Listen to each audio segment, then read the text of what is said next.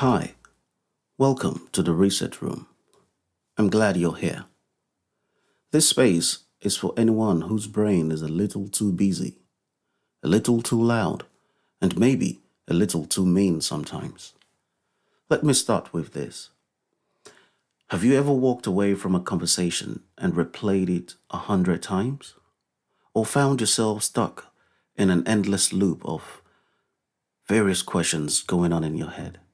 Questions like, what if I mess this up? Should I have said that differently?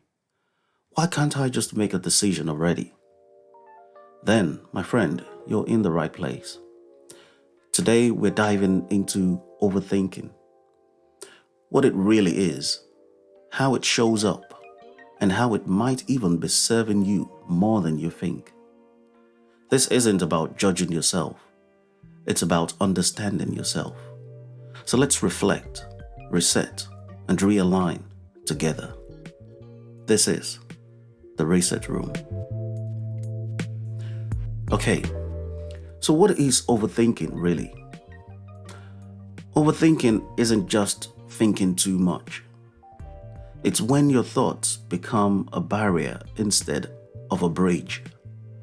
It's that mental looping where you keep revisiting a decision long after you've made it, where you worry about what hasn't happened yet, or you ruminate over things you can't change. I like to describe overthinking as a survival strategy disguised as self-doubt. It's a way for your brain to try solve problems, even when there isn't a clear problem to solve. How does overthinking manifest? Good question. Overthinking can be sneaky. It doesn't always look like panic or chaos. Sometimes it's subtle, polished, quiet. Here's how it might show up though. It could show up as indecision, where you can't choose, for example, between two job offers, and so you stall and you miss deadlines on both offers.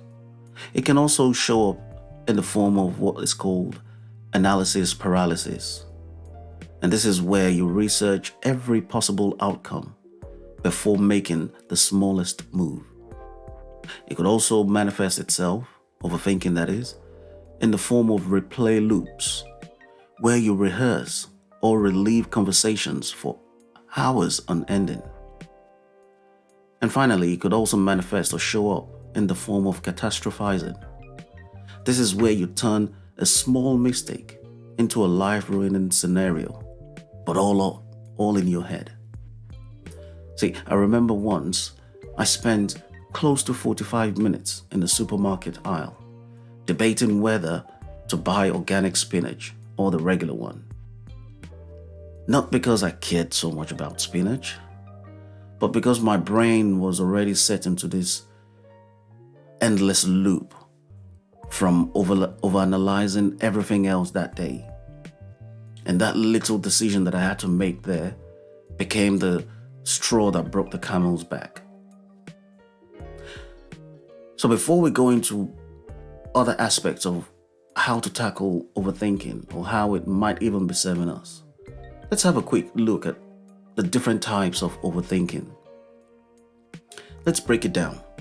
Yes, there are different types of overthinking, and recognizing your flavor can really help. The first type of overthinking that I want us to look at is a past-focused kind of overthinking. It's called rumination. Rumination is where you ask yourself questions like, why did I say that? What did they mean by that look? See, rumination fixates on what already happened and tries to rewrite it in your head. The issue though is, we can't change what has happened already. The second type of overthinking is worrying. It's a future-focused kind of overthinking. And you ask yourself questions like, what if I fail? What if I don't get that job? So this kind of overthinking lives in the future. It's driven by uncertainty and fear. A third type of overthinking I want us to look at is what is called overplanning. Let me just make one more list. Let me go through that once more. See, this creates a false sense of control. You feel productive, but never actually move forward. And the fourth and last type of overthinking I want us to look at is what is called the people-pleasing thinking. You ask yourself questions like, will they be upset? Did I come across okay? See, this is a form of mental overfunctioning, driven by a need for approval or safety. You may have one dominant type or rotate between any of these types of overthinking, depending on the situation. So why does overthinking feel so heavy? If there is a possibility that it's actually serving us more than we think. Let's be honest, overthinking is exhausting. It drains your energy, confidence, and time. It robs you of the present moment while giving you absolutely nothing in return. And yet, we keep doing it. Why? Because on some level, we think it protects us. See, we believe if I think this through enough, I won't fail. If I imagine the worst, I won't be surprised. Or if I over-prepare, I'll finally feel safe. But here's the truth. Overthinking doesn't prevent pain. It just prolongs it. It keeps you trapped in your head instead of living your life. So can overthinking ever be good? Well, here's where I want to flip the script for a moment. So let's reset together. Overthinking isn't always bad. Sometimes it's your brain trying to love you just a little too loudly. Let's pause for a second, because if you've been living with overthinking, you've probably had some advice, and you've probably heard of all the usual advice like stop thinking too much, just be present, clear your mind. And let me just say this, I get it. By telling an overthinker to just stop thinking, telling them that is like telling a singer to just stop hearing melodies. It's not that simple. And here's something we don't talk about enough. Overthinking isn't always a flaw.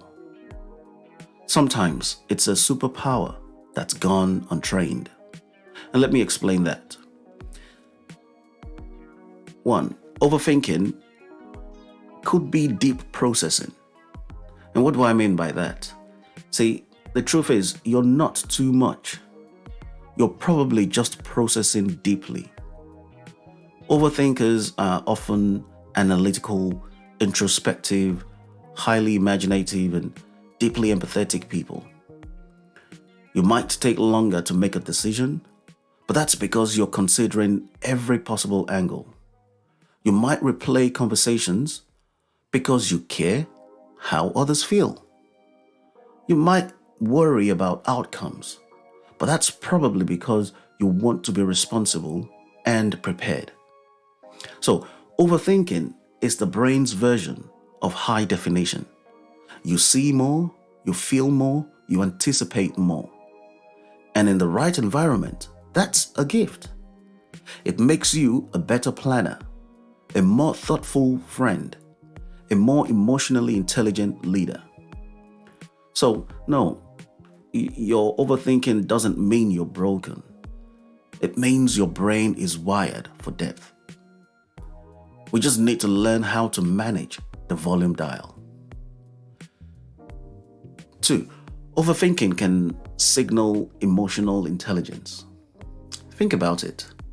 You overthink because you want to make the right choice. You don't want to hurt people. You care about the consequences of your actions. That's not weakness. That's awareness. And sometimes it's even wisdom, trying to come through, but distorted by fear.